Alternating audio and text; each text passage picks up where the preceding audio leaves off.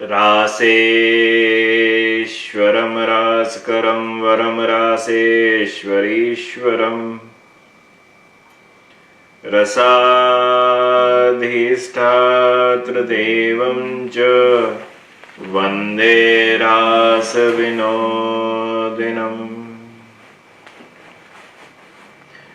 वन्देऽहं श्रीगुरो श्रीयुत्पदकमलं श्रीगुरुन् वैष्णवांस च श्रीरूपं साग्रजातं सहगण रघुनाथान्वितं तं सजीवम् साद्वैतं सावधूतं परिजनसहितं श्रीकृष्णचैतन्यदेवं श्रीराधा कृष्णपादान् सहगण ललिता श्रीविशाखान्वितांस च।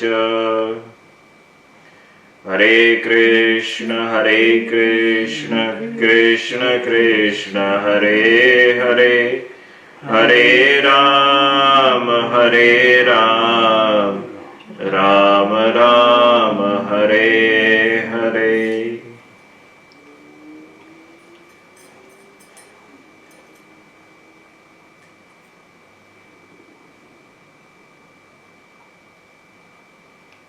निताय गौर हरि बोल। रसिक शेखर रास रासेश्वर रस मंडलाधिपति रसनायक रस विनायक रस मोहन रस ललित रस धीर रस गंभीर रसवासी रस विलासी रस सहासी रसो वही सहा रस मोहन श्री राधा रमण देव की कृपा से हम सभी भगवान श्री कृष्ण के स्वरूप श्री गुरुदेव को जानने का प्रयत्न विश्वनाथ चक्रवर्ती पाद ठाकुर के द्वारा विरचित श्री गुरुदेवाष्टकम को सुनकर कर रहे हैं। संसार दावा नललीढ़ लोक त्राणाय कारुण्य घना घनत्वं प्राप्तस्य कल्याण गुणार्णवस्य वन्दे गुरु श्री चरणारविन्दम् वन्दे गुरु श्री चरणारविन्दम् वन्दे गुरु श्री चरणारविन्दम्। प्रथम श्लोक कहता है कि जीव जगत के अंदर जितने भी मनुष्य मानव रह रहे हैं वह सब के सब मानव संताप से ग्रस्त हैं। वह सब के सब विषया अग्नि के अंदर जल रहे हैं। उस समय पर जब वह इस दाहकता से जल रहे हैं, इस अग्नि में जल रहे हैं, उस समय पर उनकी रक्षा करने के लिए करुणावतार श्री गुरुदेव मेघ का रूप लेकर आते हैं और मेघ का रूप लेकर आए और आने के बाद अपने करुणा की वर्षा उन सब जीवों के ऊपर करते हैं।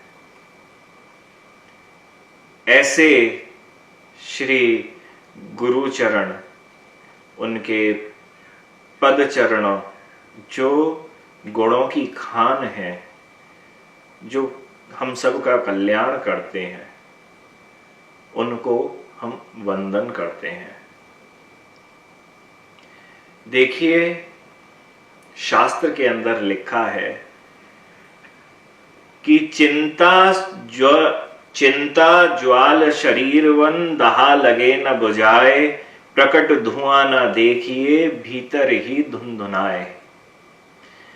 कि चिंता एक ऐसी वस्तु है जो जब जीव के अंदर लगती है तो जीव को अंदर से जलाने की कोशिश करती है।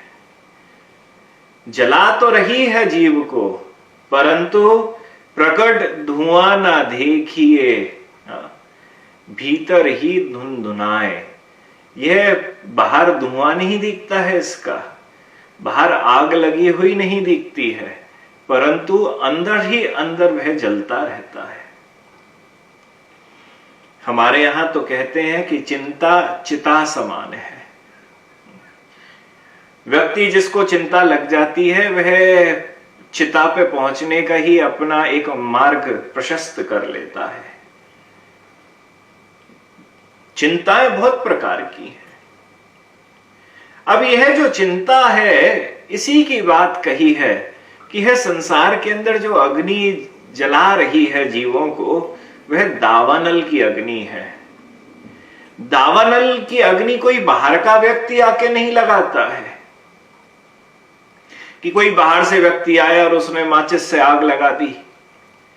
यह जो दाव है, और अनल माने अग्नि, यह जो जंगल की अग्नि है। जंगलों में अग्नि कैसे लगती है? जंगलों में अग्नि लगती है जब दो पेड़ों के बीच में वहां पे घर्षण होता है। दो शाखाओं पेड़ों के बीच में घर्षण हुआ, मतलब आपस में ही अंदरूनी आपके विचारों का जब घर्षण होता है, सुख और दुख का जब आपके भीतर ही घर्षण होता है, विषयों का ही आपके भीतर घर्षण होता है कि मुझको यह वस्तु भी चाहिए, मुझको वह वस्तु भी चाहिए। मैं एक दिन विचार भी कर रहा था कि घर बनाना आसान नहीं है। एक घर को खरीद लिया, रेडी टू मूव जी, उस घर को लेने के बाद उस घर के अंदर फर्नीचर भी चाहिए। ऐसा तो मिलता नहीं है, फर्नीचर के लिए काम करना पड़ेगा। खिड़कियां लगी हुई होंगी तो पर्दे भी चाहिए, उसके लिए भी खर्चा करना पड़ेगा। आपको सोने के लिए बिस्तर चाहिए तो बिस्तर के लिए भी खर्चा करना पड़ेगा। उस बिस्तर पे हर हफ्ते 2 हफ्ते के बाद बेडशीट भी बदलनी है तो उसके लिए भी खर्चा करना पड़ेगा। उस पे तकिए भी लगाने हैं तो उसके लिए भी खर्चा करना पड़ेगा। किचन भी, पुराने जमाने में तो छोटी सी जगह पर बहुत सारे लोग बड़े बड़े भोजन बना लेते थे, परंतु यहां भी किचन के हिसाब से वैसे सामान तो होने तो चाहिए। कहां बचपन में सुने थे कि कोई माइक्रोवेव भी होगा, कहां बचपन में सुने थे कोई फ्रिज भी होगा, परंतु फ्रिज भी चाहिए तो खर्चा तो होगा। माइक्रोवेव भी चाहिए, ओवन भी चाहिए। यहाँ के देशों में तो ओवन तो होता ही है, बिना ओवन के कैसे बेक्ड होगा। आज भी हमने वो क्या जैकेट पोटैटो खाए, तो ओवन के बिना कहां से बनेंगे। तो यह एक एक करके विषय आना शुरू हुआ जीवन के अंदर कि अब इस चीज की जरूरत है। यह जरूरत बंद नहीं हुई, यह जरूरत बढ़ती रही। किसी को एक गाड़ी मिल जाए, वो बोले मैं इस गाड़ी में खुश हूं, नहीं वो उस गाड़ी में खुश नहीं है, अब उसे थोड़ी बड़ी गाड़ी चाहिए। अब उसे कुछ सालों के बाद और ऐसी गाड़ी चाहिए जिसमें वो चलाता चलाता थक गया, अब उसे कुछ और दूसरे तरीके की, उसमें कुछ नए और फीचर्स आ जाए। ठीक उसी प्रकार से खाने से भी वह संतुष्ट नहीं है। रोटी खाना, दाल खाना, सब्जी खाना बड़ा आसान है, कोई भी खा सकता है, और वही बचपन से हमें याद है पहले वही खाया जाता था। परंतु आज तो वह खाते खाते वो कहता है मैं बोर हो गया हूं खा के, इसके अंदर क्या मिला दिया जाए, क्या नई चीज कर दी जाए। किसी भी, और ये तो मैं हमेशा कहता हूं, स्त्रियों का भजन होता है, सबसे बड़ा भजन है कि घर में किसी से भी गाली ना मिले कि ये तो कल भी बनाया था आज भी खिला रहे हो। रोज यह सोचना और समझना कि इनको क्या पसंद नहीं है खाने में, मुझको क्या पसंद नहीं है खाने में, परिवार में माता पिता बच्चों को क्या नहीं है पसंद खाने में, और वह सोच के कि रिपीट भी ना हो, गाली भी किसी की तरफ से ना पड़े, और उसके बाद भजन करके ऐसा खाना बनाना जिसमें सब खुश हो जाए। बहुत बड़ा भजन है, पुरुष नहीं कर सकता है ये भजन। पुरुष तो एक ही बार में एक चीज बनाएगा, रख देगा और कहेगा खानी है तो खाओ, नहीं खानी है तो भाड़ में जाओ। तो बहुत सारी चीजें आई जीवन के अंदर। अब सब्जी, दाल, चावल, रोटी ही खाने थे तो उसमें खर्चा ज्यादा नहीं होगा, परंतु रोज नित्य प्रतिदिन बहुत सारी अलग अलग चीजें जब उसके अंदर जोड़ी जाएंगी तो उसके लिए उसी प्रकार का श्रम भी करना पड़ेगा। वृंदावन में अवोकाडो नहीं मिल रहे थे, किन्हीं के उस मन के अंदर इच्छा जागृत हुई अवोकाडो खाने हैं। वृंदावन के अंदर इच्छा जागृत हुई, वृंदावन में नहीं मिल रहे थे। मिलते हैं परंतु उसका समय होता है वहां पर। तो व्यक्ति ने श्रम किया कि वह अवोकाडो दिल्ली से, बाहर नोएडा से, कहां से वो मंगवाए और उसके बाद उसको खाए। तो इच्छा जागृत हुई और उस इच्छा से उसकी चिंता जागृत हुई कि यह चिंता कि अब ये अवोकाडो मुझे कैसे खाने को मिलेंगे। अब ये तो बड़ी छोटी सी वस्तु है, परंतु जिसे अपने यहाँ पे फर्नीचर चाहिए, ये फर्नीचर नहीं है तो काम नहीं होगा। जिसे गाड़ी चाहिए, जैसे घर के अंदर रेफ्रिजरेटर खराब हो जाए तो रेफ्रिजरेटर चाहिए, जिन्हें बड़ी सारी वस्तुएं जो चाहिए धीरे धीरे संग्रह करना है, उसके जीवन में कितनी सारी चिंताएं होंगी। एक चिंता होती है क्या? तो वह किस अग्नि में जल रहा है? वह अपनी चिंता की अग्नि के अंदर जला जा रहा है। तो जब किसी जंगल के अंदर आग लगती है तो नीचे से पानी डाल के नहीं बुझाया जा सकता। बुझा सकते हो क्या? कैसे बुझे वह अग्नि? क्योंकि अब भगवानों के पास भी अपनी चिंता को मिटाने के लिए जाया जाता है। ठाकुर जी ऐसी कृपा कर दो कि ये अब मिल जाए, ये सही हो जाए। भगवान की भक्ति मांगने कितने जाते हैं। भगवान मैं तेरे पास आया हूं कि तू मुझ पर खुश हो जाए, कि मुझे आप मिल जाओ और कुछ नहीं चाहिए। ये कितने लोग मांगते हैं। ये तो बिरले ही कुछ लोग हैं जो यह बोलते हैं कि ठीक है चिंता तो मेरे जीवन की है ना, मैं ठाकुर जी को बता के क्यों बढ़ा रहा हूं, उनको क्यों अपनी जिंदगी के अंदर लपेट रहा हूं। ठाकुर जी तू अपनी जिंदगी को जी, तू अपनी लीलाओं को करता रहे, तू बस खुश होके मेरे जीवन में आ जा।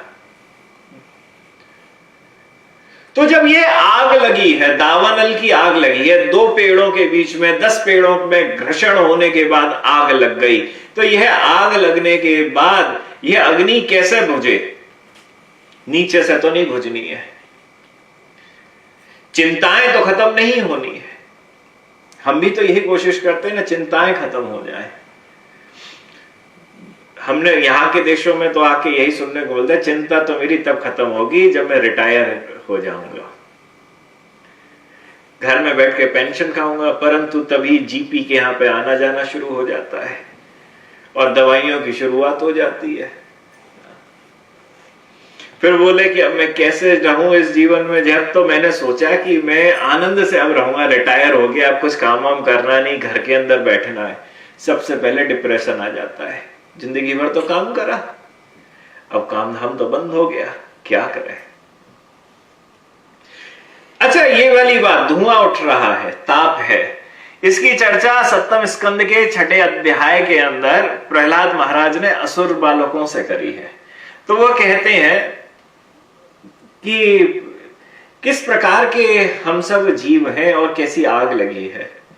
तो वो बोलते हैं, कथम प्रियाया अनुकंपिताय संगम रहस्यम रुचिरांश्च मंत्रान् सुहृत सुतत स्नेसितः शिशूनां कलाचराणाम अनुरक्त चित्तः।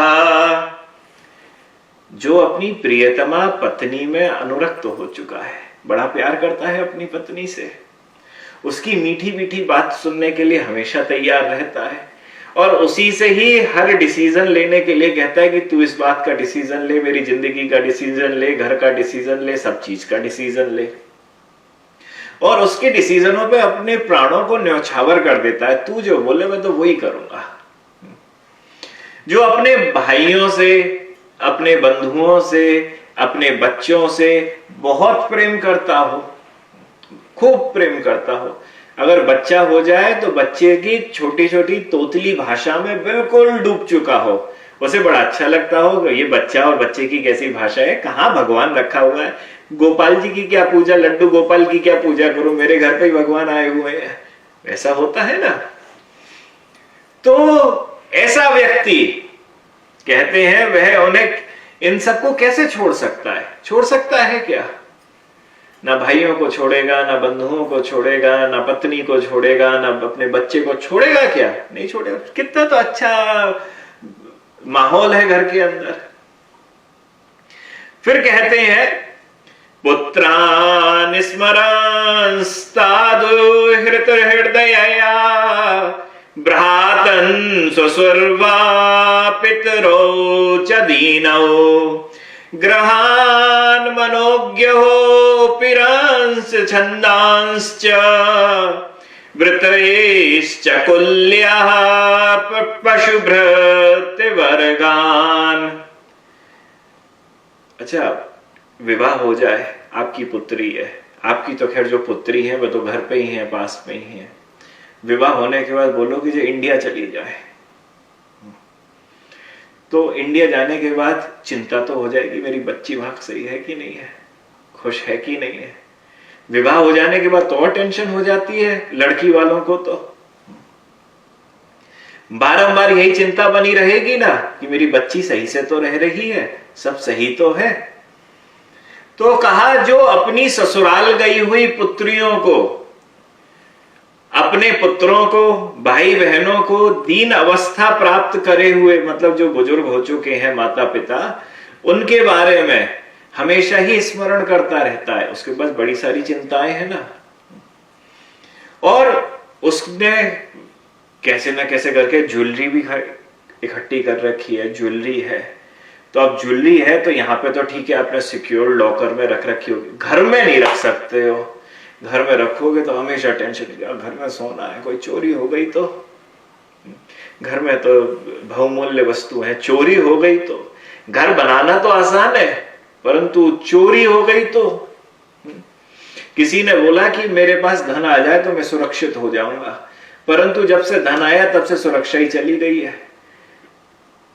यहाँ पे यही तो होता है ना, जब धन आ जाए, वस्तु आ जाए, तो आपके यहाँ तो क्या कौन सी मशीन लगती है ऊपर घरों में, घर के बाहर भी जाओ तो सब मालूम नहीं कौन कौन सी विंडो को सब बंद कर दो और उसके बाद क्या क्या कर दो, यही तो होता है। तो कैमरे भी लगे हुए रहते हैं घर के अंदर। तो लक्ष्मी आती है तो व्यक्ति सोचता है कि मैं सुरक्षित हो जाऊंगा, परंतु उतना ही असुरक्षित हो जाता है। तो यहाँ पे प्रहलाद महाराज कह रहे हैं कि बहुत सी सुंदर सुंदर बहुमूल्य सामग्रियों से सजे हुए अपने घरों का हमेशा चिंतन करता रहता है कि मेरी इस वस्तु को कुछ ना हो जाए। एक सज्जन थे, वो 1 करोड़ की एक पेंटिंग लेके आए, तो हम उनके यहाँ पे जब गए तो हमें, महाराज जी ये इस आर्टिस्ट के द्वारा ये पेंटिंग है, सजी हुई थी। घर के किसी सदस्य की इतनी हिम्मत नहीं थी कि उस पेंटिंग के 1-1 फुट तक भी पास आ जाए। बड़ी बहुमूल्य है ना, दूर से देखो, पास मत आना, टूट गई तो अब उस व्यक्ति का चिंतन क्या हो गया, उसकी सुरक्षा कैसे करता रहो। तो घर के अंदर भी जब चीजें, यहां की मालूम है सबका दिल किस पे होता है, गाड़ियों पे लगा हुआ, गाड़ी पे कुछ ना हो जाए, जरा सा एक टच। भारत के अंदर कोई पर ला जा भैया मार दे तू मेरे में, यहां से स्क्रैच लगे, वहां से स्क्रैच लगे, कोई परेशानी नहीं, मोह कम है। मैं कहता हूं यहां पे गाड़ी से जितना मोह है उतना किसी से मोह नहीं है। मतलब किसी की गाड़ी दूसरी गाड़ी से जाके जरा सी हल्की सी छुप जाए, पूरा ट्रैफिक रुक जाएगा जब तक इंश्योरेंस वाला नहीं आके देखेगा कि हुआ क्या है। वहां पे कछु भी ना भयो हो, मैं बोलूं कुछ नहीं हुआ हो, एक हेयर लाइन जरा सी बस एक इसके तो रुपए देने पड़ेंगे, ये तो मेरे दिल की कमाई है ना, इसी पे तो मेरा दिल लगा है। तो स्मरण जो है हमेशा चलता रहता है। जिस वस्तु पे उसका जितने टाइम का ज्यादा निवेश होता है, किसी वस्तु को प्राप्त करने के लिए, खरीदने के लिए जिसने ज्यादा समय बिताया है, बड़ी महंगी थी, बड़ा समय बिताया, उस वस्तु से उस व्यक्ति का बहुत ज्यादा प्रेम होता है। चाहे घर के अंदर वो सोफा सेट हो, चाहे वो टीवी हो, चाहे कुछ हो, जिस पे जितना ज्यादा रुपया खर्च करा होगा और उस रुपए को कमाने के लिए जितना समय लगा होगा, वह वस्तु उतनी ही प्यारी लगती है। तो प्रहलाद महाराज कह रहे हैं कि जिसे अपने सब संबंधियों का हमेशा स्मरण रहता है, घर के अंदर रखी हुई हर वस्तु का जिसे स्मरण रहता है। फिर कहते हैं कि घर के अंदर रहने वाले कुत्ते और बिल्लियों का भी जिसे हमेशा स्मरण रहता है।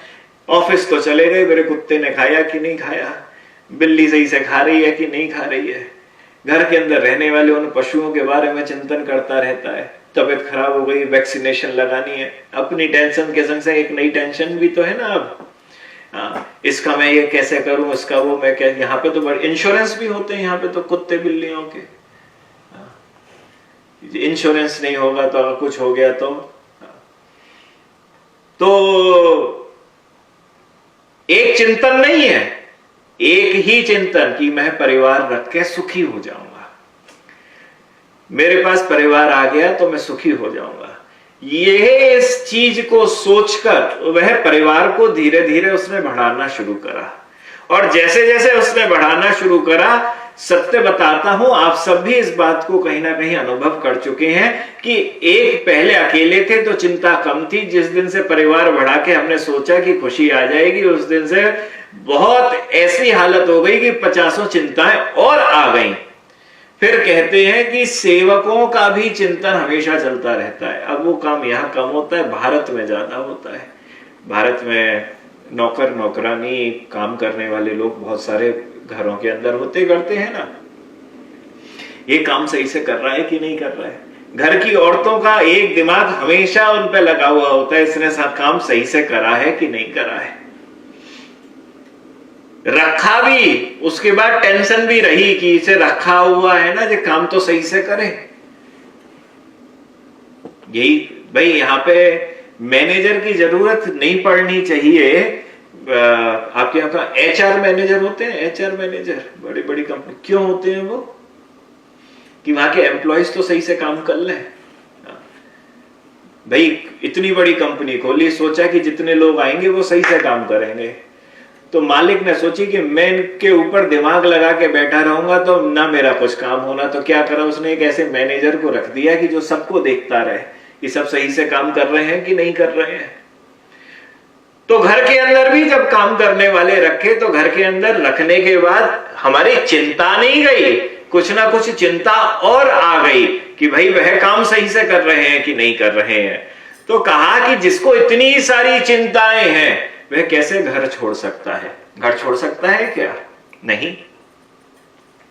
फिर प्रहलाद महाराज कहते हैं, त्यजेत कोश स्क्रदी विहमानः कर्माणि लोभाद वितृप्त कामः औपस्त जैहव्यम बहुमान्यमानः कथम विरज्येत दुरंत मोहा।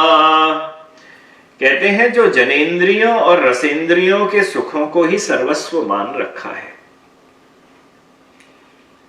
जिसे अपनी इंद्रियों का सुख ही, आज तो मुझे ये खाने को मिल गया तो मैं खुश हो गया, यही उसने अपने आप को मान रखा है। भाई फिर बड़ी विवाह के पश्चात या घर गृहस्थी के अंदर फिर खुशियां बहुत बड़ी बड़ी नहीं प्राप्त होती हैं। हम छोटी छोटी खुशियों में ही अपना सुख ढूंढना शुरू कर देते हैं।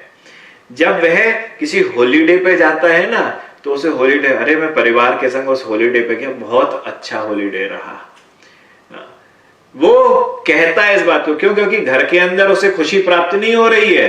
अब घर के बाहर चला गया तो चलो एक खुशी जरा सी तो प्राप्त हुई। घर के अंदर रहते हुए अब उसे खुशी कैसे मिले? चलो नया कपड़ा लेके आ जाऊं, कुछ खुशी तो मिलेगी। नया परफ्यूम लेके आ जाऊं, थोड़ी सी खुशी तो मिलेगी, मैं अपने लिए कुछ लेके आया हूं। मैं नए आज कुछ अलग से बनाते हैं खाना, और वो बड़ा अच्छा सा खाना बना, बड़ा अच्छा लगा मेरे स्वाद, मेरी जीवा को। तो रसेंद्रिय, अलग अलग इंद्रियों को अलग अलग रस जो प्राप्त हैं। पहले गाने वाने कहां होते थे, कहां पहले क्या लगाते, वॉकमैन लगाते थे ना कानों में। किसी ने मेहनत करी, बोले कान अब गाने कहां सुने जा रहे, क्या करें, अच्छा स्पॉटिफाई लेके आओ। और कौन से होते हैं, कौन सी कंपनी है, एप्पल म्यूजिक लेके आओ, मेंबरशिप ले लो, ये इतने लाखों गाने मिल जाएंगे एक ही जगह पर।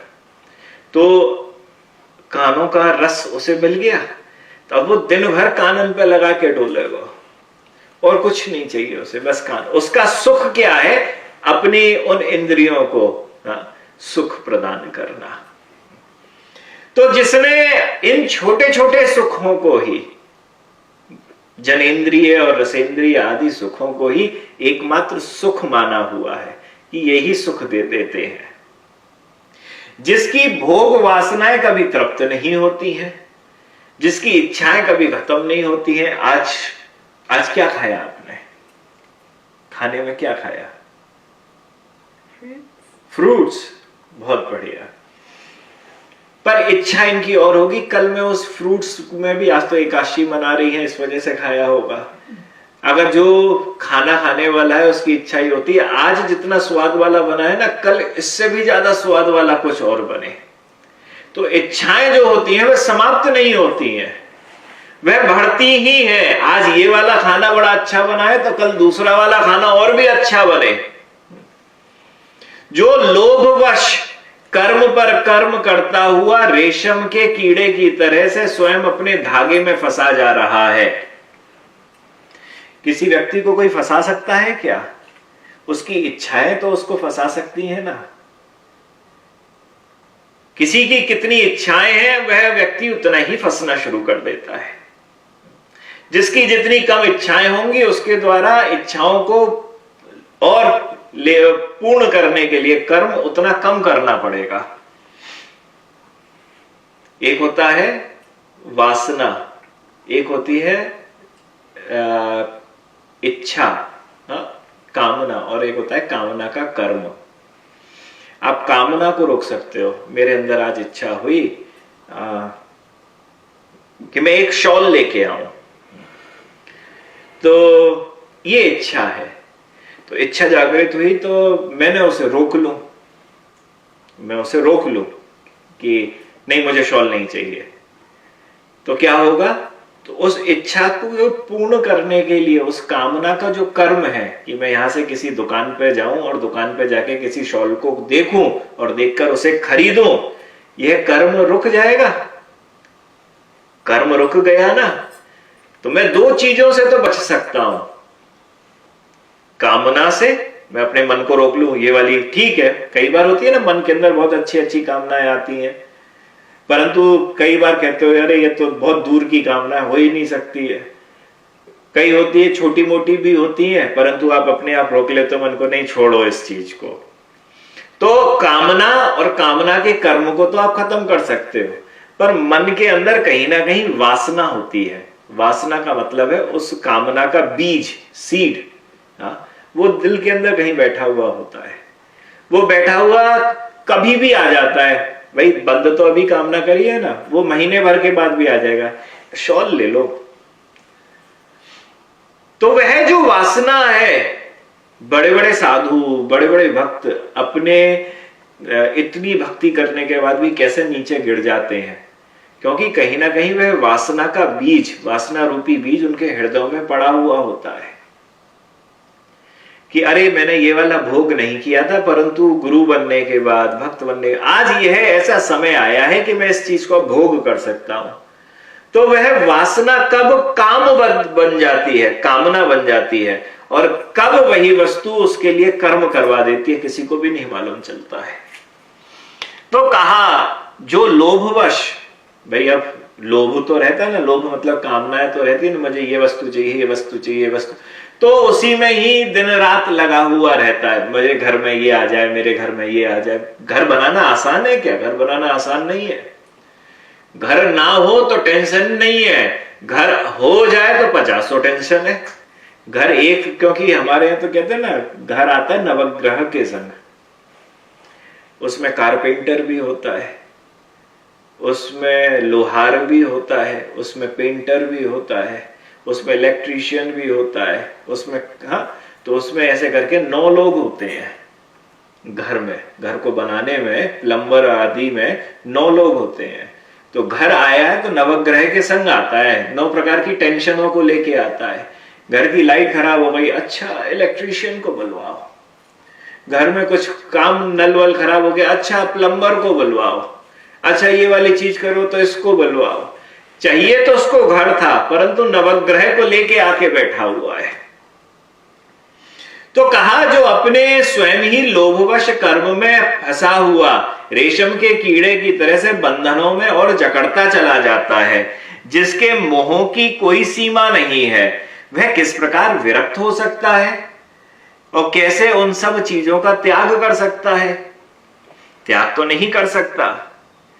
फिर प्रहलाद महाराज कहते हैं, कुटुंब पोषाय भी अन्य जाय हो, ना बोध्यतेर्थम विहतम प्रमत्तः, सर्वत्र तापत्रय दुखेतात्मा, निर्वेद्यते न सकुटुंब रामः।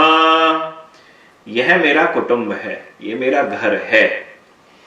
इस भाव में वह इतना रम जाता है, खो जाता है, भूल जाता है बाकी की चीजों को, कि उसी के पालन के लिए, ये मेरा घर है ना, तो मुझे तो मेरा कर्तव्य है कि इस परिवार को देख रेख करूं। तो वह इसमें अपनी पूरी आयु जो है वह मिटा देता है। उसकी पूरी आयु उसी के अंदर गवा देता है। सुबह से लेकर रात तक परिवार का ध्यान रखना कोई छोटा मोटा काम होता है क्या?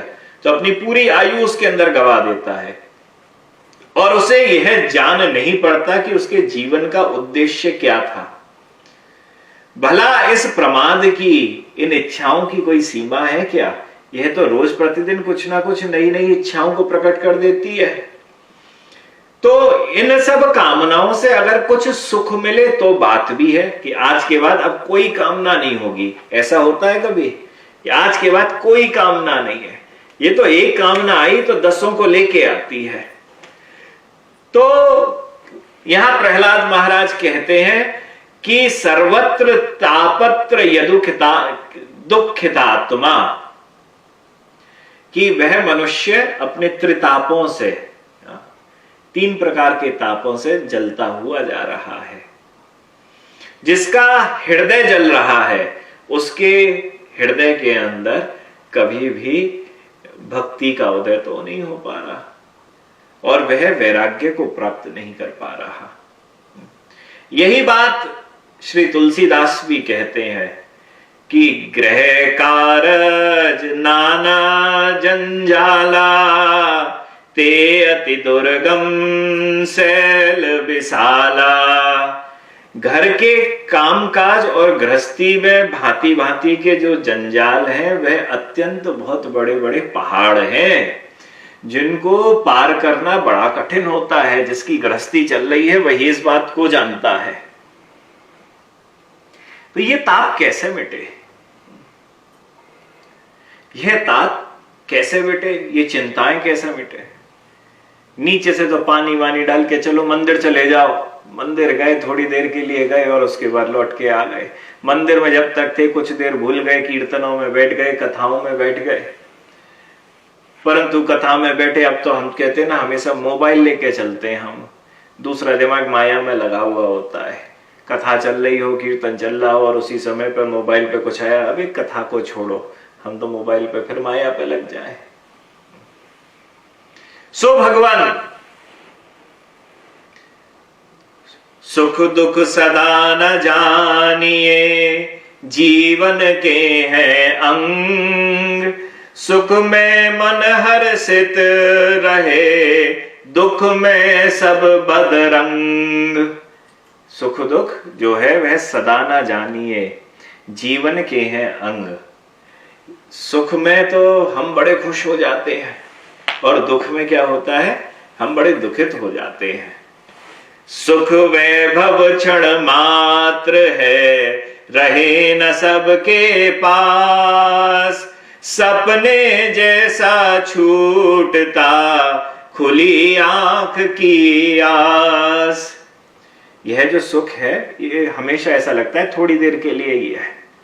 कोई ना कोई टेंशन आ जाती है, दुख आ जाता है तो ऐसा लगता है ठाकुर जी तू सुख तो कम दे रहा है मेरे जीवन में, और दुख जो है वो ज्यादा दे रहा है, टेंशनों को मेरे जीवन में ज्यादा दे रहा है।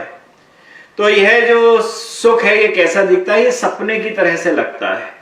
सपना 4 घंटे तक चले परंतु सुबह आंख खुलते ही लगता है बड़ा छोटा सा था। तो आंख खुलते ही व्यक्ति को यह सपना जैसे चला गया वैसे ही सुख भी चला जाता है। बस उसे यह रहता है कि एक समय था जो थोड़ा सा अच्छा था। तो सुख दुख मन के फेर है, इंद्रधनुष से रंग। एक एक सुख एक पल सुख के साथ है, एक पल दुख के संग। यह तो इंद्रधनुष के रंग है। किसी दिन कोई सा रंग चढ़ता है, किसी दिन कोई सा, किसी दिन सुख का रंग चढ़ता है और किसी दिन दुख का। परंतु कहते हैं आग तपे कुंदन बने, दुख जीवन की आन। दुख से मन निर्भय बने, कर शत्रु मित्र पहचान। भाई कुंदन का हार जो होता है ना वो कैसे बनेगा, आग में तपाकर। सोने को जब सोने से कुछ बनाया जाता है ना, गोल्ड से कुछ आप बनाते हो तो उसे पहले तपाया जाता है। जब वह तप जाएगा गोल्ड, उसके बाद आप उससे कुछ भी बना सकते हो। तो कहते हैं कि यह दुख जो है यह तो जीवन की आन है, यह तो शान है। यही तो आपको मोल्ड कराना सिखाती है। दुख ही तो है जो आपको बहुत कुछ जीवन के अंदर सिखा देता है। सुख क्या सिखाता है? सुख तो कभी भी कुछ नहीं सिखाता। दुख ही है जो आपको हमेशा कुछ नई वस्तुओं को सिखाता है कि जीवन में कैसे रहते हुए इन दुखों के थपेड़ों को सहते हुए हम आगे निकले। कहा दुख से मन निर्भय बने। यह जब दुख आते हैं ना तो मन निर्भय हो जाता है। अब क्या और कष्ट आएगा, इतने कष्ट तो आ चुके हैं। तो व्यक्ति करता है अब हम दुखों से नहीं डरते हैं। कहा बोले कर शत्रु मित्र पहचान। बोले यह ध्यान रख, जब सुख आ जाता है ना तो वह निर्भय नहीं भय से रहता है कि कितनी देर की खुशी है। हमारे यहाँ बहुत सारे लोग कहा करते थे कुछ देर आप थोड़ी देर हंस लो, तो हंसने के बाद वो बोलते थे और ज्यादा मत हंसो नहीं तो अभी रोगे। भारत के अंदर कई जगह पर यह प्रथा थी कि आप बहुत देर तक आप हंस रहे हो तो हंसते हंसते में वो आपके पास आके स्वयं कहते हैं अच्छा अब और ज्यादा मत हंसो नहीं तो दुख रोगे अभी कुछ देर में। तो क्या है कि आप यहां पर जब आपका मन निर्भय हो गया, दुख आ गया, मैं तो निर्भय कर दिया। अब काय चीज का वो है, सुख में डरे हुए हो। और सुख जीवन की आन नहीं है, सुख आपको कुछ बनाता नहीं है। तो शत्रु और मित्र की पहचान कर, किसने तेरा साथ दिया और किसने तेरा साथ नहीं दिया, किसने तुझको बनाया और किसने तुझको बिगाड़ा। बोले सुख सपना सा जानिए, दुख का नहीं जवाब।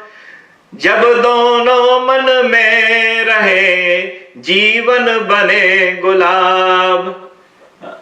ये सुख और दुख जो है यह तो सुख में सुख को सपना सा जानिए कि सुख तो एक सपने की भांति है और दुख का कोई जवाब नहीं है। दुख जैसी वस्तु तो यह तो सच में एक बार आ गई जिंदगी में बहुत कुछ सिखा के जाती है। और ये दोनों के दोनों मन के अंदर रहते हैं। दुख क्या है? जो मेरे मन को अच्छा नहीं लगता वह दुख है। सुख क्या है? जो मेरे मन को अच्छा लगता है वह सुख है। जो मेरे मन के अनुकूल है न्याय आदि के अंदर तो कहा है जो मेरे मन के अनुकूल है वह तो सुख है, जो मेरे मन के अनुकूल नहीं है वह दुख है। तो अब कैसे माने? अच्छा, बड़ी गजब की चीज है। दो खेत हो, उन खेत में एक ने फसल काट दी, एक ने फसल नहीं काटी, ऊपर से भगवान ने बारिश कर दी। तो एक को तो सुख आ गया जिसकी फसल कटी हुई थी, और दूसरे को दुख आ गया जिसकी फसल नहीं कटी थी। तो सबके सुख और दुख जो होते हैं वे अलग अलग होते हैं। आपको जिन वस्तुओं से सुख मिलेगा, जिन वस्तुओं से दुख मिलेगा, ऐसा नहीं है कि उसी प्रकार से मुझे भी सुख और दुख प्राप्त हो। आपका सुख दुख अलग है, मेरा सुख दुख अलग है, सबके सुख दुख अलग है। ऐसे सुख दुख में कैसे रहे? बोले दोनों को मन के अंदर बैठा लो, एक गुलाब की तरह से अपना जीवन बना लो। यही बात आगे चल के भगवान, यह जो ताप है ना, ताप, बहुत तरीके के ताप होते हैं जीवन के अंदर, एक प्रकार का ताप नहीं है। हमेशा अग्नि जल रही है, किसी भी प्रकार की अग्नि। एक व्यक्ति थे, गरीब थे तो उनके मन के अंदर अग्नि जल रही थी, उनकी पत्नी के मन में अग्नि जल रही थी, लक्ष्मी नहीं है घर में, कैसे रहे, क्या करें? वो कवि थे, मन के अंदर हमेशा अग्नि, उनमें वो कवि है तो कवि तो अपने मनों के भावों में खो जाता है, रम जाता है, तो उसे ज्यादा याद नहीं रहता है। परंतु पत्नी करती थी, घर गृहस्थी कैसे चले, कुछ तो लक्ष्मी चाहिए। पति के पास जाती और पति से जाके कहती कुछ तो लक्ष्मी दे दो, कहीं से तो लक्ष्मी लेके आओ। पति कहता कहां से लेके आऊं, मुझे तो मालूम भी नहीं। तो कथा है राजा भोज की। राजा भोज हुए हैं, भविष्य पुराण आदि में उनके वंश आदि का वर्णन भी करा हुआ है। बहुत सारे लोगों को याद हो, राजा भोज, गंगू तेली की कथाएं बड़ी उस समय पे प्रसिद्ध रही हैं भारत में। कालिदास इनके यहां पर कवि थे, और यह भोपाल जो जगह है मध्य प्रदेश में, भोपाल जगह, तो राजा भोज का वहीं राज्य होता था, और उस जगह का नाम भोजपाल हुआ करता था, जिसमें से बाद में जा हटा दिया और भोजपाल की जगह वो भोपाल बन गया। तो राजा भोज को बड़ा अच्छा लगता था जब कोई कवि कुछ गाए, कुछ बोले, कुछ करे। तो उनकी पत्नी ने उस कवि से कहा कि देखो ऐसा है कि कहां तुम इतना सब कुछ सोचने में लगे हुए हो, ऐसा करो हमारे राजा के पास चले जाओ, और राजा के पास जाओ और राजा से विनती करो कि वह तुम्हारी कुछ सहायता कर दे, तुम उनको कुछ सुना दो। बोले अच्छा सुना तो दूंगा, पर लेके क्या जाऊं, क्योंकि शास्त्रीय नियम है वैद्य के पास, राजा के पास और गुरु के पास खाली हाथ नहीं जाया जाता है। तो उन्होंने कहा राजा के पास जाना है, क्या लेके जाऊं? तो पत्नी सोचने लगी क्या भेजूं, क्या भेजूं, क्या भेजूं। तो पत्नी बोली देखो इस संसार की समस्त मिठास जो है वह गन्ने के अंदर आ चुकी है। उनके घर के आंगन के अंदर गन्ना उगा हुआ था। बोले जो पृथ्वी की मिठास है उस पृथ्वी की मिठास गन्ने के अंदर आ चुकी है। तो पत्नी बोली ऐसा है कि यह गन्ना लो, गन्नों को काट दो, उसकी पोटली के अंदर रख लो, गन्नों का एक बंडल बना के, और बंडल बना के अपने राजा के पास जाओ और राजा से इस बात को कहो कि हे राजा, मैं इस पृथ्वी की जितनी भी मिठास है, जितना भी माधुर्य है, उसको तुझे समर्पित करने के लिए लेके आया हूं कि आप अपने जीवन के अंदर इस माधुर्यता को लो और उसी माधुर्यता से आप मेरे ऊपर भी मधुर मधुर कुछ वर्षा कर दो। कवि को बड़ा अच्छा लगा आइडिया अपनी पत्नी का। पत्नी से बोला वाह तू तो बड़ी अच्छी है, बड़ा अच्छे गजब गजब आइडिया देती है। बोले ठीक है मैं तो फिर यही करूंगा। महाराज बंडल को बनाया, बंडल को बनाने के बाद गन्नों को लेके चला राजा के यहां पर। राजा का दरबार लगता था। जिस समय पे पहुंचा उस समय पर लंच ब्रेक हो गया था। तो ये वहां पे पहुंचा। पहुंचने के बाद उसने वहां के सैनिकों से कहा कि सिपाहियों, मुझे राजा से मिलना है। सिपाही बोले कि राजा से ऐसे नहीं मिला जाता है, अपॉइंटमेंट लिया जाता है।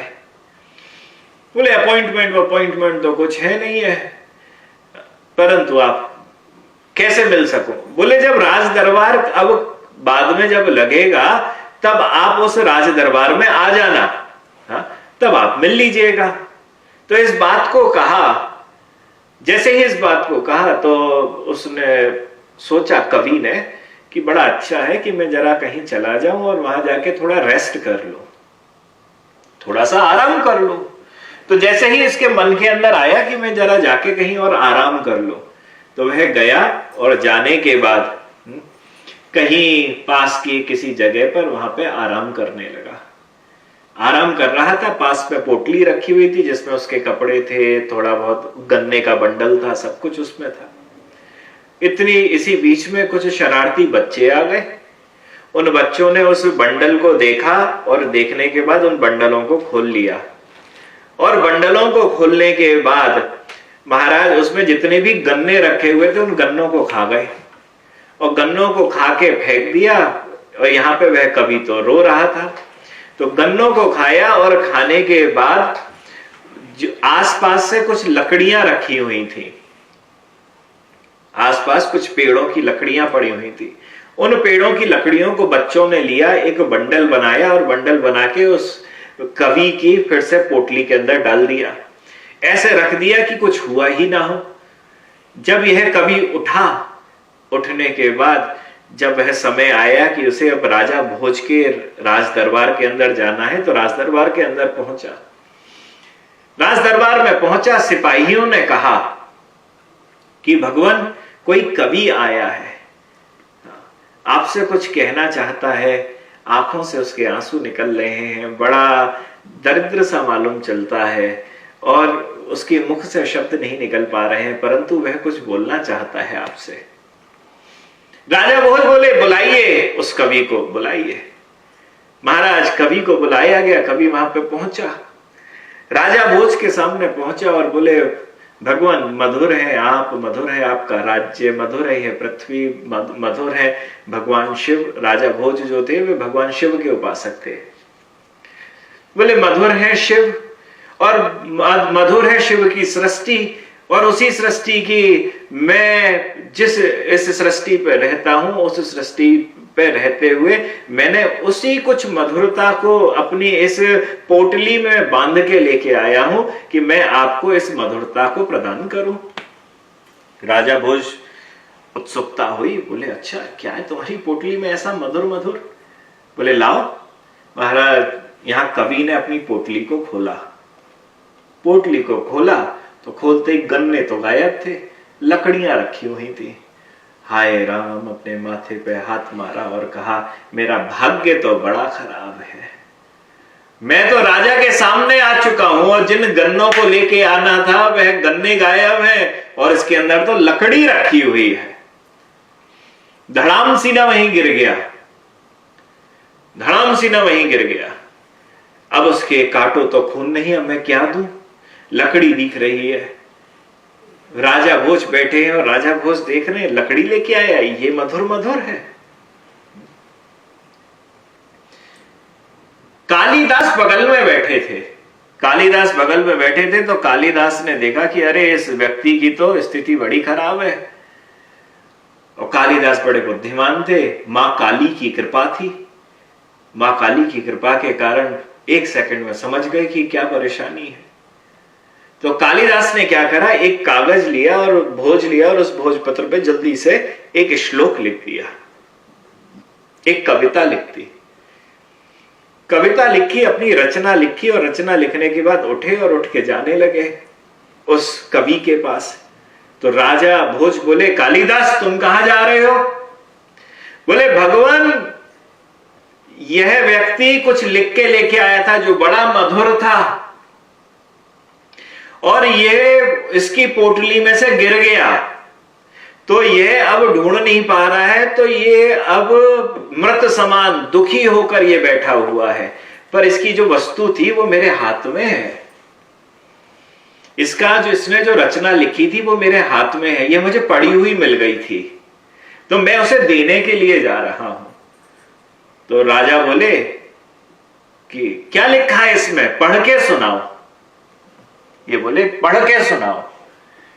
तो जैसे ही बोला पढ़ के सुनाओ, तो कालिदास बोलते हैं, दग्धम खांडव अर्जुनेन बलीना दिव्यै दूर्मयी भूषितम दग्धा वायु सुतेना रावणपुरी लंका पुनः स्वर्णभू दग्धः पंचशरः पिनाका पतिना तेनाप्य युक्तम कृतम दारिद्र्यम जनतापकार कारक विदम केनापि दग्धम नहीं। क्या कहा? कालिदास कहते हैं, ये कवि ने लिखा है, दूसरे कवि ने, उन्होंने कहा कि भगवान इस संसार में बड़ा धोखा हुआ है और किसी ने भी सहायता नहीं करी। बोले क्या हुआ? बोले दग्धम खांडव अर्जुनेन बलिना दिव्यै दूर्मयी भूषितम। एक बहुत अच्छा इंद्र का बगीचा था, बड़ा हरियाली युक्त था, उसका नाम खांडव था। बहुत सब चीज अच्छी थी वहां पर, फूल खिल रहे थे, फल लदे पड़े हुए थे वृक्षों पर। अर्जुन आया और अर्जुन ने लेके जला दिया। ये अच्छा नहीं करा। दग्धा वायु सुतेना रावणपुरी लंका पुनः स्वर्णभू। इस पूरे संसार के अंदर एक ही तो सोने का शहर था। गोल्ड सिटी अगर कुछ थी तो वो एक ही तो थी, लंका।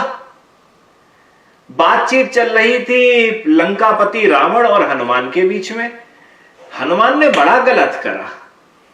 बातचीत तो उससे चल रही है और पूरी लंका को जला दिया, पूरी की पूरी लंका जला दी, सोने की लंका जला दी। अरे कोई भी बात थी तो उससे करता है, यहां तो पूरी नगर को तूने जला दिया। यह भी बड़ा खराब हुआ भगवान। फिर दग्धः पंचशरा पिनाकः पतिना तेनाप्य युक्तम कृतम। बोले हम सबके मनों में कामनाएं जगती हैं, इच्छाएं जगती हैं, परंतु शिव जी ने तो देखा कामदेव को और देखने के बाद कामदेव को देख के बोले अच्छा इच्छा जगाता है, ले तुझे मैं भस्म कर देता हूं। बोले उन्होंने संसार के लोगों के बारे में ही नहीं सोचा, अपनी अपनी सोच के उनको भी जला दिया। तो भगवान दारिद्र्यम जनतापकारक विदम केनापि दग्धम नहीं। बोले इन सब लोगों ने संसार के बारे में नहीं सोचा था। किसी ने बगीचा पूरा जंगल जला दिया, उन्होंने नहीं सोचा कि बहुत सारे लोगों को यहां से फल और फूल मिलते हैं। हनुमान ने नहीं सोचा पूरी लंका के अंदर कितने सारे असुर रहते करते हैं, उनके बालक रहते हैं, उनकी स्त्रियां रहती हैं, इनके बारे में नहीं सोचा। शिव ने भी नहीं सोचा इस पूरे संसार के अंदर कि कामनाएं नष्ट हो जाएंगी, उन्होंने भी कामदेव को जला दिया। पर भगवान यह तो लकड़ी लेके आया है और लकड़ी लेके यह कह रहा है कि भगवान इन सब में तो किसी ने भी अच्छा नहीं करा, ये मेरी लकड़ी रूपी दरिद्रता है। आप कुछ ऐसा भला कर दो कि इस दरिद्रता में आग लगा दो। राजा भोज बड़े प्रसन्न हुए, वाह आज तक हनुमान अच्छा नहीं कर पाए, शिव अच्छा नहीं कर पाए, अर्जुन अच्छा नहीं कर पाया, परंतु मेरे पास आज ऐसा कुछ करने को है कि मैं दरिद्रता में आग लगा सकता हूं, उन लकड़ियों में आग लगा सकता हूं। बड़े खुश हुए, कहा 2 लाख स्वर्ण मुद्राएं इस कवि को दी जाए। जैसे ही बोला 2 लाख स्वर्ण मुद्राएं दी जाए, कवि बड़ा खुश हो गया। कवि बोला वाह आज तो मैं बच गया। उसने 3 थैले 4 थैले भर के स्वर्ण मुद्राएं 2 लाख की आई और आने के बाद उसने कंधे पे ला दी। कंधे पे ला दी तो कंधे पे लाद के बाहर निकलने लगा। तो बाहर निकलते हुए उसने पीछे मुड़ के देखा तो सबसे पहले राजा को देखा। राजा को देखने के बाद उसने कालिदास की तरफ देखा। कालिदास की तरफ देखा तो कालिदास की तरफ देख के थोड़ा सा मुस्कुराया। कालिदास भी थोड़ा सा मुस्कुराए। राजा भोज बोले हे कवि रुक। क्या हुआ भगवान? इधर आइए लौट के। कालिदास तुम अभी कुछ मत बोलना, तेरी गर्दन पीछे थोड़ी सी घूमी और घूमने के बाद तूने मुझे देखा, उसके बाद तूने कालिदास को देखा और तू कुछ मुस्कुराया। क्यों मुस्कुराया? कालिदास कुछ बोलना नहीं, मैं सही सुनना चाहता हूं। अब 2 लाख का जोश आ चुका था कवि के अंदर। आज उसका भाग्य बड़ा अच्छा बोल रहा था। बोले भगवान, मैं जहां जहां जब जब जाता था किसी से याचना करने के लिए कि मेरा दारिद्र्य दूर कर दो, तो मैं पीछे मुड़ के हमेशा देखता था कि दरिद्रता मेरे पीछे ही चली आ रही है कि नहीं। कवि है ना। बोले मैं पीछे मुड़ के देखता था कि दरिद्रता मेरे पीछे चली आ रही है कि नहीं, तो हर बार वह दरिद्रता चली हुई आई।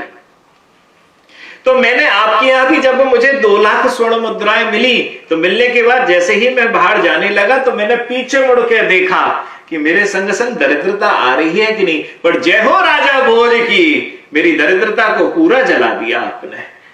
फिर उसके बाद मैंने कवि की तरफ, कालिदास की तरफ देखा, और कालिदास को देख के मैंने प्रणाम करके हंस के कहा, वाह, यही एकमात्र ऐसा राज्य है और ऐसा स्थान और राज दरबार है जहां पर दरिद्रता भी जल जाती है। तो मैं जरा सा हंस दिया, वाह, ऐसे कितने बढ़िया स्थान पे तुम रहकर तुम यहाँ पे कविता पढ़ते हो। राजा भोज खुश हो गया, खड़ा हो गया, वाह वाह वाह वाह वाह, ताली बजाने लगा। तो भगवान 2 लाख के लिए, अपनी दरिद्रता को मिटाने के लिए, अपने तापों को मिटाने के लिए उसने बड़ा प्रयत्न करा।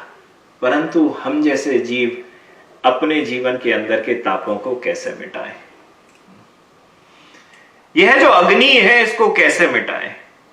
तो इसके बारे में चैतन्य चरितामृत कहती है, साधु संगो कृष्ण कृपा भक्तिर स्वभाव, ए तीने सब छड़ाए कोरे कृष्ण भाव।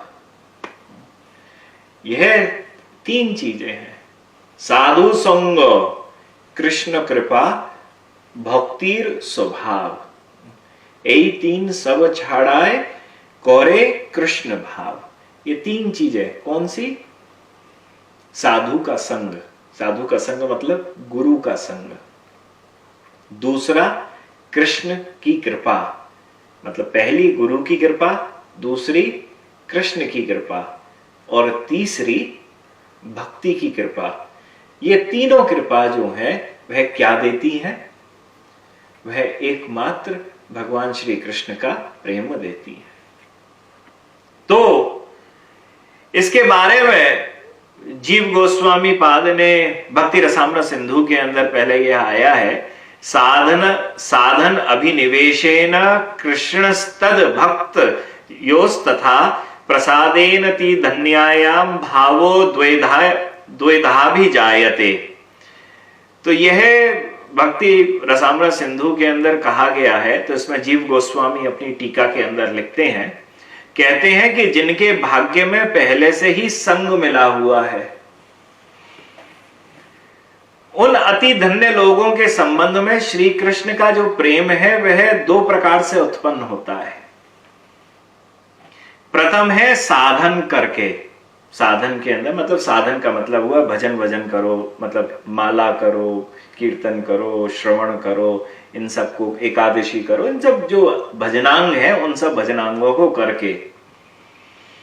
और दूसरा प्राप्त होता है कृष्ण एवं कृष्ण भक्तों की कृपा के द्वारा। तो इसमें कहा कि हम घरों के अंदर जिनके गुरु नहीं होते हैं वे क्या करते हैं? साधन तो करते हैं ना, थोड़ा थोड़ा सा सबको ही करता रहता है, परंतु वह साधन अपने मन से होता है, ठाकुर जी के हिसाब से तो होता नहीं, अपने मन से होता है। जो मेरे मन में आया वो कर लिया। कल भी इसी बात की चर्चा कर रहे थे ना। फिर उन्होंने कहा कि ये तो संसार में सबको ही करता है, पर इससे अग्नि नहीं बुझेगी, इससे साधन की कृपा नहीं मिलेगी। मैं कई लोगों को ऐसा जानता हूं, गलत नहीं है, मैं शास्त्रीय तौर पर इस बात को कह रहा हूं, अन्यथा भी मत लीजिएगा। मैं बहुत सारे लोगों से मिलता हूं, बोलते हैं 40 साल से मैं ये वाली वस्तु को कर रहा हूं, परंतु आज भी घर गृहस्थी, संसार, छोटी छोटी वस्तुओं में इतने ज्यादा उलझे और फंसे हुए हैं। क्योंकि वह जितना भी साधन कर रहे हैं अपने हिसाब से कर रहे हैं, गुरु की कृपा नहीं है। और जिस साधनों को कर रहे हैं अपने हिसाब से कर रहे हैं, तो साधन की कृपा भी उनके ऊपर नहीं है। कि साधन की कृपा उनके ऊपर हो, भाई बहुत सारे अपने यहाँ परिवारों में ज्योत जलाना होता है, ज्योत जलाई जाती है ना, बहुत बड़ा माना जाता है ज्योत जलाना। सिर्फ ज्योत जलाना, मैं तो रोज ठाकुर जी के लिए ज्योत जलाता हूँ, माता रानी के लिए ज्योत जलाता हूँ। बहुत छोटी चीज है क्या? बहुत बड़ी चीज है। घी को लेके आओ, दीपक को लो और उसे जलाओ, और उसे भी इस तरीके से जलाओ कि मेरे घर की सब दीवारें काली ना पड़ जाए। ये तो इन देशों में तो सबसे बड़ी टेंशन यही है, काली नहीं पड़ जाए दीवारें। तो ज्योत जलाओ। ज्योत तो आज भी जल रही है, परंतु दिल अभी तक साफ नहीं हुआ, दिल के अंदर ज्योत नहीं जली। साधन तो करा कई वर्षों तक। ऐसे ही बहुत सारे व्यक्ति हैं जो मंत्र करते हैं, व्रत करते हैं, अनुष्ठान करते हैं, परंतु किन्हीं ना किन्हीं कारणों से अभी भी इस संसार के जंजालों में फंसे हुए हैं। क्यों? क्योंकि भक्ति की जो कृपा आनी चाहिए वह नहीं है, क्योंकि वह भक्ति सही से नहीं कर रहे हैं, भक्ति के हिसाब से भक्ति नहीं कर रहे हैं। तब श्री जीव गोस्वामी कहते हैं कि साधन करने के बाद कृष्ण प्रेम उत्पन्न होता है, यह सही बात है, और बहुत सारे लोग साधन करते हैं। दूसरा है श्री कृष्ण और श्री कृष्ण के भक्त मतलब गुरुओं की कृपा को प्राप्त करना। ये बड़ी कठिन कृपा है, क्योंकि इसके बारे में यह कहा नहीं जा सकता ये कि यह कब होगी और कैसे होगी, कोई नहीं कह सकता है। भगवान श्री कृष्ण की कृपा कब होगी कोई नहीं बता सकता है कि श्री कृष्ण अब कृपा करने वाले हैं, इतने समय के बाद कृपा करेंगे, नहीं बताया जा सकता है। परंतु हां, गुरु का पदाश्रय प्राप्त करके कल्याण गुणाणवस्य,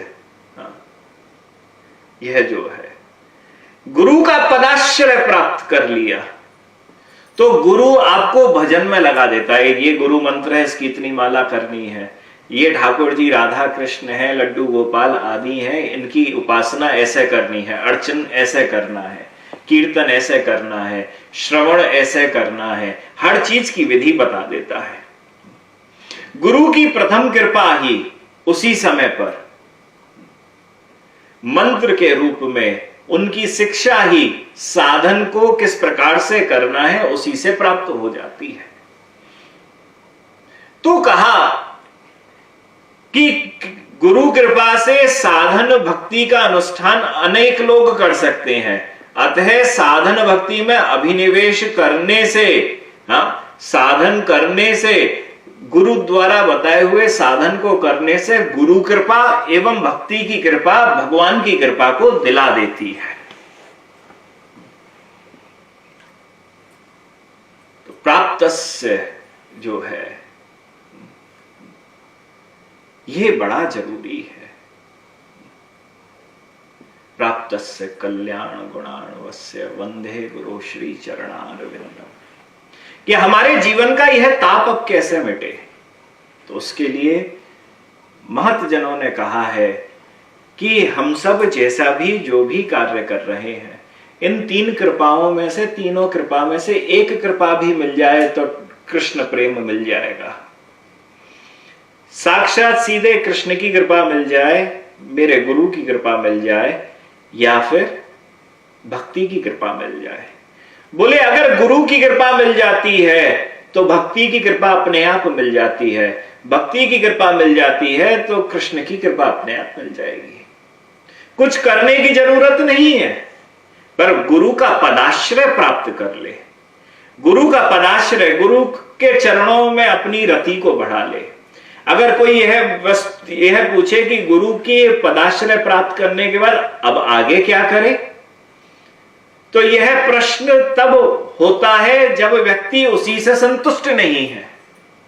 गुरु का पदाश्रय प्राप्त करने के बाद अगर वह अभी भी असंतुष्ट है तो इसका मतलब यह है कि उसकी अभी तक अविच्छिन्न रूप से गुरु के चरणों में रति ही नहीं हुई है, क्योंकि गुरु का पदाश्रय प्राप्त करने के बाद ही उसे ठाकुर की प्राप्ति हो जाती है। और इसी के कारण प्रथम जो श्लोक है ना, ये संसार दावा नल लीड लोका त्राणाय कारुण्य घना घनत्वम प्राप्त से कल्याण गुणाण वस्य वंदे गुरु श्री चरणारविंदम। यह श्लोक ही कह रहा है, अगर ये मेरे जीवन की अग्नि को मिटाना है और गुरु की कृपा रूपी जो मेघ है, बादल है, उसकी वर्षा को प्राप्त करना है, तो एकमात्र यही है कि वह करुणावतार जो भगवान है, श्री गुरुदेव हैं, उनके चरण कमलों को पकड़ लो और उसमें अविच्छिन्न रूप से उसमें रत हो जाओ, उसी की रति करो, उसी से प्रेम करो। बस वंदे गुरु श्री चरणारविंदम, और किसी चीज की जरूरत नहीं है, क्योंकि यह तो समस्त गुणों का आलय है, गुणों का घर है। यही प्राप्त हो जाए तो हमारे जितने भी जीवन में ताप है और हमारे हृदयों के अंदर जितनी भी इच्छाओं की अग्नि जल रही है, सब इच्छाओं की अग्नियों को जलाकर गुरु एक इच्छा दे देता है। भैया इन सब इच्छाओं की पूर्ति नहीं कर सकता, परंतु अगर कृष्ण चाहिए ना, राधा कृष्ण चाहिए, वृंदावन चाहिए, ये मैं जरूर दे दूंगा। तो मन 50 तरीके की इच्छाओं को छोड़ के एक इच्छा में लग जाता है। और कृष्ण प्रेम जो है ना, वह साक्षात उस रस का सागर है। ठाकुर जी को रसो वही सहा कहा जाता है कि जब वह उस समुंदर को दे देता है तो हृदयों में लगे हुए जितने भी अग्नियां हैं, अनल हैं, जल रहे हैं, वे धीरे धीरे करके सब बुझ जाते हैं और हमें ठाकुर जी की प्राप्ति हो जाती है। जय जय श्री राधे, जय जय श्री राधे, जय जय श्री राधे।